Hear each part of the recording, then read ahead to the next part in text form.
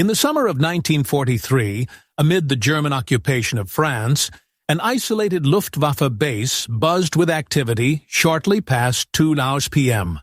Oberleutnant Werner Schulz, who served as the lead technical specialist for Jagdgeschwader 26, got word of what ought to have felt like a major victory. A U.S. P-47 Thunderbolt had crash-landed under duress, its aviator taken prisoner, and the plane remained mostly undamaged. Such a find promised invaluable insights. Over the preceding months, Luftwaffe aviators had clashed with this formidable U.S. pursuit aircraft, describing feats that bordered on the unbelievable. At last, technicians on the German side could inspect such a specimen in detail. As Schulz approached the P-47, parked on the concrete apron, his first impression mirrored that of his fellow flyers. The thing looked hideous, a bloated and awkward airborne jug of milk. Yet, once he started his systematic inspection of the rival contraption, the data-driven expert stood on the brink of revealing a harsh reality. Far from being an eyesore, the P-47 stood as a harbinger of things to come. Its very elements served as an unassailable equation, demonstrating that Germany had already been defeated in a conflict its commanders were oblivious to waging. Schulz himself had no experience as a fighter in battle. Instead, he served as an aviation specialist who had once been employed by Messerschmitt prior to the outbreak of hostilities. His role involved dissecting adversary planes, pinpointing vulnerabilities, and suggesting strategic responses to mitigate them. Upon reaching the landing strip and encountering the P-47 up close for the initial occasion, his instinctive response mirrored that of all Luftwaffe aviators. The contraption appeared hideous, ridiculously plump and awkward. Its body was hulking, constructed to encase a gigantic radial power plant. When fully equipped, the plane tipped the scales at almost 8 tons. By way of contrast, the Focke-Wulf FW-190, the Wehrmacht's primary interceptor, came in at roughly 4 tons. Aviators from Germany had dubbed it the Fliegende Milchflasche, or the soaring milk jug. Gazing at it motionless on the apron, Schulz could grasp the rationale behind the moniker. It seemed utterly unfit for flight. Yet Schulz approached it as a researcher. Aesthetics meant nothing to him. Performance was what mattered. And as his inspection got underway, the discoveries he made would profoundly unsettle him. He commenced his analysis at the core of the beast, the Pratt Whitney R-2800 double wasp engine. Upon unveiling the engine by taking off the cowling, Schulz and his colleagues paused in quiet awe for an extended period. Its sheer scale was staggering. Composed of 18 cylinders set in dual rows of 9 each, it formed a radial layout that accounted for the P-47's robust silhouette. Yet, the dimensions by themselves did not leave Schulz speechless. Rather, it was the exceptional craftsmanship, the exacting accuracy, and the advanced engineering prowess that truly astonished him. Each part had been crafted with precision levels that factories in Germany found increasingly difficult to achieve. The cylinders displayed flawless uniformity and ideal equilibrium. The crankshaft stood as a triumph of metallurgical expertise. Reaching for his notebook, Schulz started performing computations. Drawing from the engine's volume and layout, he estimated it generated a minimum of 2,000 horsepower, and likely exceeded that thanks to the turbo-supercharger setup visibly incorporated into the aircraft's body. In contrast, the BMW 801 radial engine, which drove the FW-190, delivered roughly 1,700 horsepower at peak performance. That figure already represented the utmost strain on German propulsion capabilities. Meanwhile, the United States was churning out these power plants in large quantities, boasting 20 to 30% greater output, all while seeming to accomplish it effortlessly. The revelation deepened into something far more troubling. As Schultz scrutinized the engine's build, he searched for any indications of adaptations due to scarcities, those reluctant trade-offs that German production lines were compelled to adopt more frequently. Substandard alloys, streamlined production methods, whatever it took to conserve vital supplies. None emerged from his inspection. Constructed from superior aluminum alloys, equipped with meticulously crafted bearings, and assembled with parts that betrayed no signs of resource scarcity or rushed production techniques, this power plant exemplified thorough engineering rather than hasty improvisation.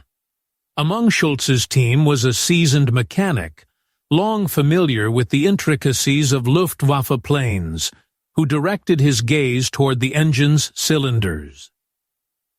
"Herr Oberleutnant, observe this feature," he remarked. "Every cylinder could be extracted independently. In the event of damage to a single one, technicians could swap it out alone, sparing the need to dismantle the whole unit." Schultz acknowledged the insight with a measured nod. Such ingenuity in design was remarkable. It promised quicker fixes, reduced periods of inactivity, and greater availability of planes in service. In contrast, the power plants from Germany demanded laborious teardown for significant overhauls. The approach here from the Americans anticipated regular servicing and prioritized streamlined procedures. Yet another detail seized Schultz's focus, instilling a knot of apprehension in his gut. The true marvel behind the P-47's capabilities extended far beyond its power plant alone. It lay in the intricate turbo-supercharger setup. While Schultz had pored over intelligence briefings on the subject, encountering it firsthand proved a revelation. Elaborate conduits twisted their way from the engine, descending along the belly of the plane to a turbine positioned at the tail end. By harnessing the scorching exhaust from the engine, this mechanism drove a compressor to whirl at more than 20,000 revolutions per minute, pumping compressed air right back into the power plant. The ingenuity on display was breathtaking. Those pipes needed to endure blistering temperatures without fail. The turbine operated at velocities capable of shredding lesser quality components. Every element demanded exact tuning to prevent any harm to the engine itself. Although German designers had tinkered with turbo-superchargers, they failed to deploy a viable version in combat. The hurdles proved insurmountable. Engineering obstacles loomed large, raw materials were hard to obtain, and production demands were overwhelmingly intricate. Yet there it stood, integrated into a U.S. fighter plane, cranking out units in vast numbers. No mere test bed. No one-off trial craft. A fully operational variant, among countless others in the lineup. Schultz ran the numbers meticulously. Equipped with this advanced turbo-supercharger, the P-47's power plant would sustain maximum output even at elevations where Luftwaffe interceptors faltered in the rarefied atmosphere. Once surpassing 25,000 feet, the FW-190 and Bf-109 experienced a sharp drop in effectiveness, their conventional superchargers laboring against the sparse oxygen. In contrast, the P-47 would truly excel, swift, formidable, and utterly superior in the upper skies the German pilots were compelled to patrol for engaging bomber streams. His aide posed the predictable inquiry. Could we duplicate this setup, Herr Oberleutnant? Schultz dismissed the notion with a shake of his head. Our existing production resources simply won't allow it.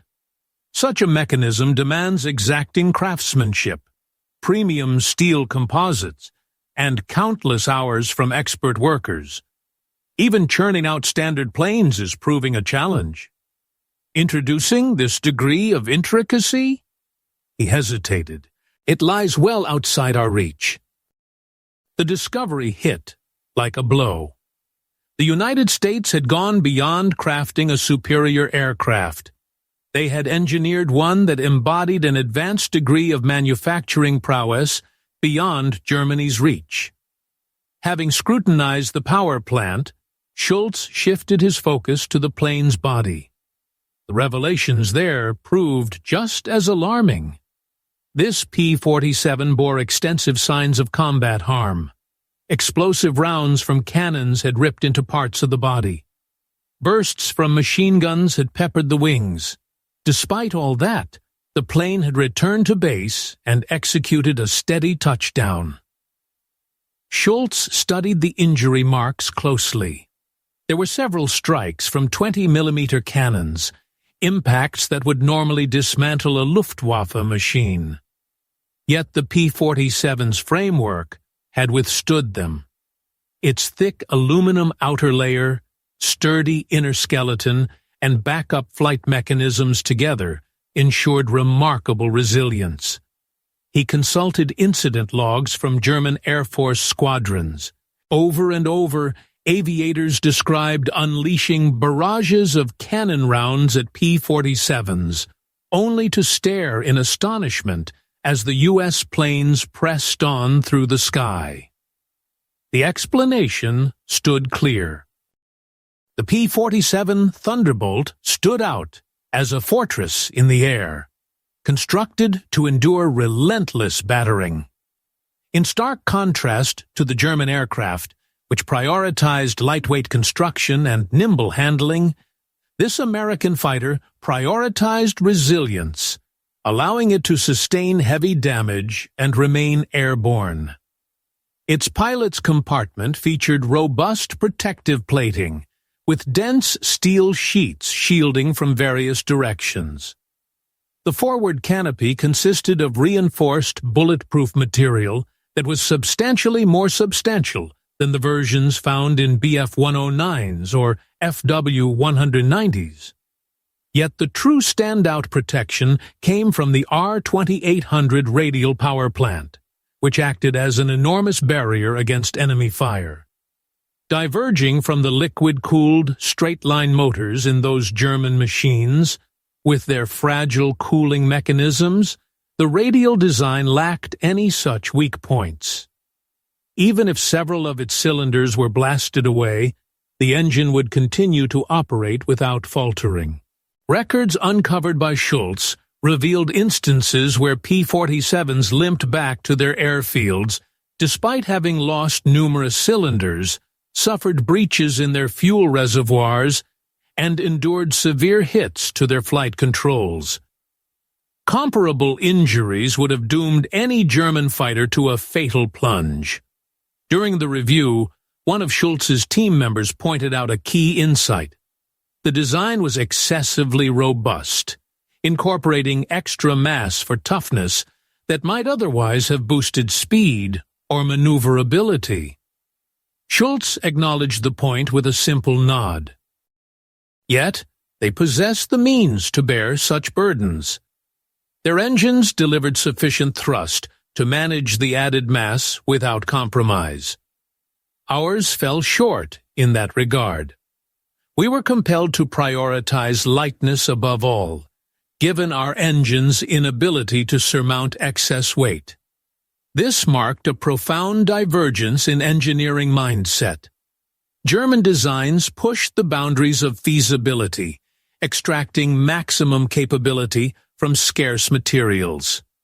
In contrast, American planes incorporated generous reserves of robustness, offsetting any shortcomings through sheer overwhelming power. Harshly put, the U.S. strategy proved more effective in practice. Next, Schultz turned his scrutiny to the P-47's weaponry. It featured 8 50 caliber Browning M2 machine guns, with 4 mounted in each wing. A sense of dread gripped him as he pondered the consequences. Every gun carried roughly 400 rounds of ammunition. That amounted to a collective payload of 3,200 rounds. When all 8 fired together, the barrage exceeded 100 rounds per second.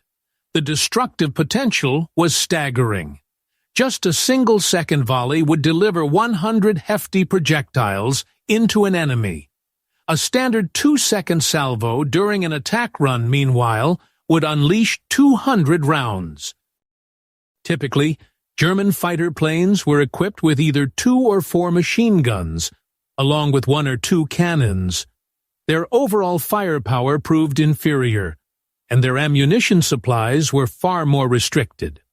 For instance, a Bf-109 could carry just 60 rounds for its cannon and 500 for its machine guns. After depleting those, the pilot was forced to head back to base. In contrast, a P-47 pilot had the capability to unleash fire nearly non-stop for a full 30 seconds. This allowed for several extended bursts over the course of multiple dogfights before the ammo ran dry. Yet the advantage extended past mere volume. Schultz scrutinized the 50 caliber bullets in detail. These were hefty, fast-moving rounds, capable of effortlessly penetrating armored plating and key structural elements. He had come across pilot accounts that likened the impact of P-47 gunfire to an impenetrable barrage of lead. And now the reason clicked for him. When all 8 guns zeroed in on a single convergence point, whatever lay within that deadly spread faced total obliteration. The Germans' planes, built with light materials and scant protection, simply fell apart when exposed to such overwhelming force. Precision wasn't essential for the P-47. The pilot only had to align the enemy roughly ahead and squeeze the trigger. Schultz jotted down his observations. Suggestion: steer clear of frontal clashes with P-47s. Chances of enduring the counterfire: negligible. While assembling his detailed technical analysis, Schultz started recognizing an overarching trend that transcended individual features. Each component of the P-47 revealed an extraordinary level of industrial prowess beneath the surface. Its engine demanded exacting precision in machining along with superior quality alloys. The turbo-supercharger called for cutting-edge metallurgical techniques and sophisticated production methods. The airframe consumed vast quantities of aluminum. The weaponry depended on a robust sector for manufacturing ammunition. Even a single one of these elements would have overburdened Germany's industrial resources. Yet the P-47 incorporated every one of them into a unified fighter plane, which was then churned out in large numbers. Schultz turned to intelligence channels for details on its production figures. The revelation hit him like a devastating blow. At Republic Aviation, the assembly lines churned out P-47 fighters at a pace that defied belief. Come the closing months of 1943, their output surpassed 500 planes each month. Projections aimed to push that figure higher, reaching 600, 700, or as many as 800 monthly by the following year. In stark contrast, German manufacturing plants labored to assemble just 300 to 400 single-engine fighters in total per month, encompassing every variant. Moreover, these efforts faced relentless interruptions from Allied air raids. Yet the figures painted an even bleaker picture. The R-2800 engine went beyond fueling the P-47 alone. It drove a range of U.S. warplanes. Throughout the conflict, the total output of these R-2800s would top 125,000 examples. More than 125,000 engines, each delivering 2,000 horsepower. For the Germans, the aggregate manufacture of all aircraft power plants, regardless of kind, over the full duration of the war amounted to about 250,000, with the vast majority offering far inferior performance. The United States outpaced Germany's overall engine fabrication with production of this one sophisticated model. Such an imbalance defied rational grasp. At his desk, Schultz fixed his gaze on the figures before him. He double-checked the computations, suspecting a mistake on his part. Yet the results held firm. Projections indicated that U.S. aircraft output in 1943 would surpass 85,000 units. In contrast, Germany's would reach roughly 25,000. This created a disparity exceeding 3-to-1. The situation grew even graver, however, since U.S. planes tended to be bulkier and more intricate overall. One B-17 bomber demanded greater quantities of aluminum and labor hours than did 3 Bf-109 fighters. The United States was churning out thousands of these B-17s. The gap in resources proved staggering. Engaged in a worldwide conflict, America was delivering thousands of aircraft and tanks to the Soviets, outfitting British troops, and nonetheless surpassing German output across all sectors. Schultz needed to deliver his concluding assessment to the High Command in Berlin. While assembling his analysis, Schultz recognized the peril in what he was creating. His document highlighted the P-47's advantages across various technical aspects. It pointed out Germany's inability to manufacture comparable technologies due to insufficient production resources, and it included a final assessment that many would view as undermining morale. In his concluding remarks, he stated plainly, "To put it simply, we have no chance against it, and continuing our current approach to combat will lead to our ruin." When Schultz's superior reviewed the document, he regarded the engineer with a blend of admiration and apprehension. "You're aware this won't sit right with those in Berlin," he remarked. "They're unwilling to accept the notion of superior American planes." "Would you like me to revise the results?" Schultz inquired, though he anticipated the reply. "Absolutely not. Your work is factual," came the response. "Just brace for impact. Those in charge rarely welcome harsh realities." The paper then made its way through the hierarchy. Though no formal acknowledgement ever reached Schultz, word filtered back via unofficial sources that it had been brushed aside as excessively gloomy. According to one account from a colleague in the office, that technician has clearly been swayed by Allied misinformation. The P-47 represents rough-hewn U.S. craftsmanship, nothing like the excellence of our own creations. Such a reaction came as no shock to Schultz. Schultz had encountered this tendency in the past. Any intelligence clashing with Nazi doctrine faced dismissal, no matter how reliable it proved to be. Yet, on a personal level, his close inspection of the P-47 marked a profound eye-opener for him, one that extended beyond the plane's capabilities to the broader conflict raging on. Over the ensuing months after submitting his assessment, he observed his forecasts unfolding exactly as anticipated.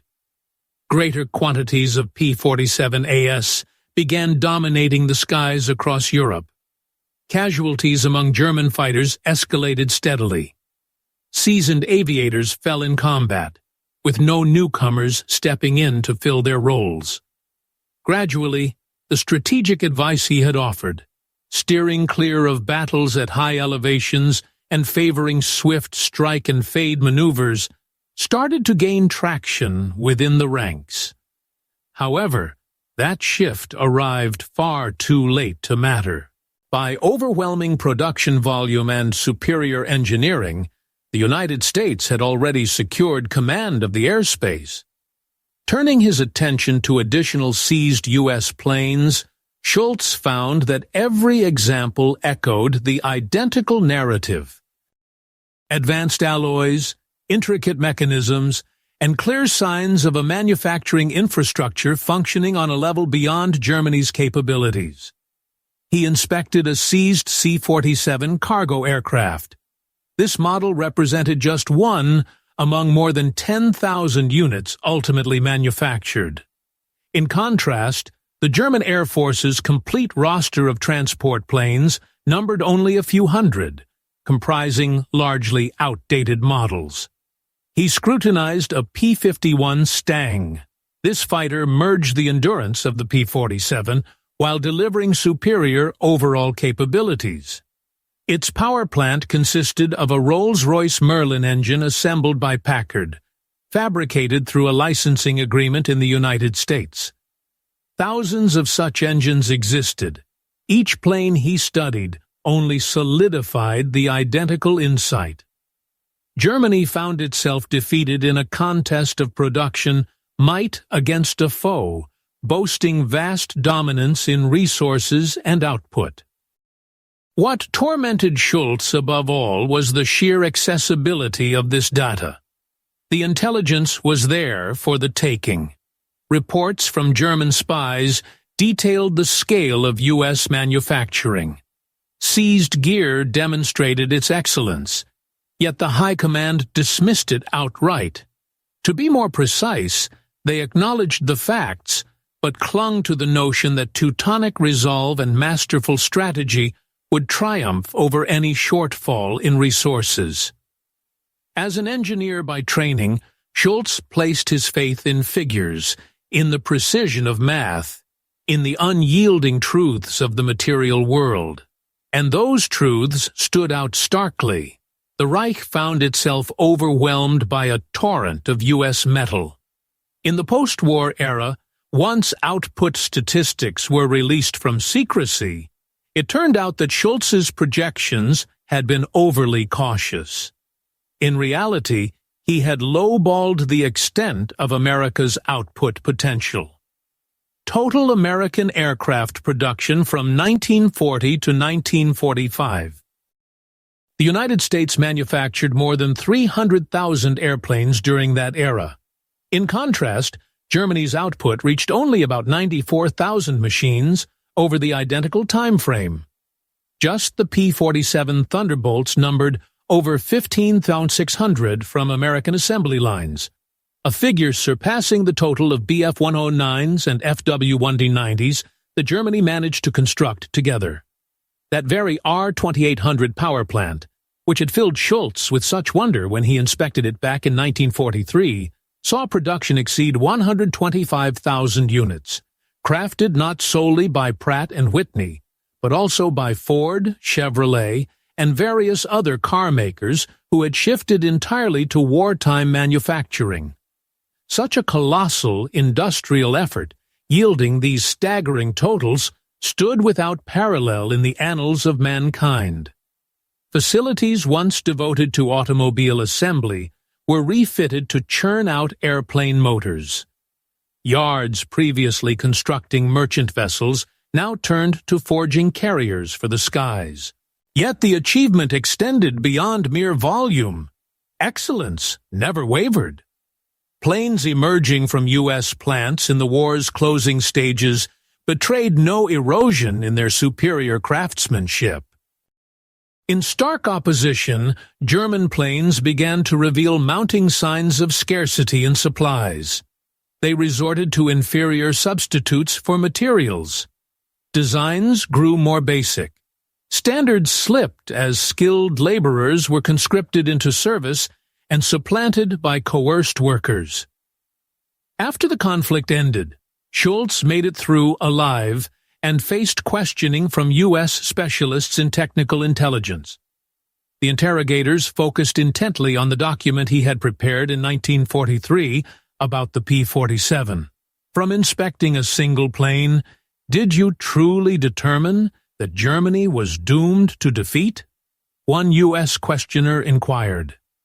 Pausing briefly, Schultz gathered his thoughts and replied, "What I discerned was that Germany stood no chance in a contest of industrial might with the United States. That P-47 exemplified a level of output we were powerless to rival. Each part, each mechanism, demanded supplies and production prowess that surpassed everything Germany could muster overall. Yet you were merely a single technician," the officer pressed. Without doubt, fellow experts must have arrived at similar insights. Indeed, plenty of them had. However, within the Third Reich, voicing harsh realities carried grave risks. It was wiser to stay quiet than risk charges of pessimism. The American nodded in understanding. "Among the seized German documents, we uncovered your analysis. Officials had simply labeled it as archived, with no further steps needed." "Did that catch you off guard?" Schultz responded with a harsh, ironic chuckle. "Not at all. I saw it coming." The top Nazis craved confirmation for their preconceived notions, not genuine insights. Whenever facts clashed with their doctrines, the facts got cast aside. Werner Schultz's encounter with the seized P-47 Thunderbolt serves as a stark emblem of Germany's overarching blunders in strategy. An expert engineer scrutinized the rival aircraft, arrived at a precise judgment regarding his nation's production shortcomings, and found his findings brushed off. His plight echoed the fates of others, like Admiral Canaris, who had cautioned against underestimating American manufacturing might. Albert Speer, fully aware that Germany stood no chance in a contest of output. Adolf Galland, who grasped the P-47's edge in combat effectiveness.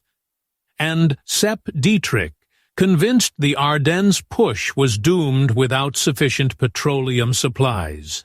Time and again, capable individuals discerned the harsh realities, yet found themselves ensnared in a framework that elevated dogma above honesty. They delivered forthright evaluations only to be labeled as naysayers or gloommongers.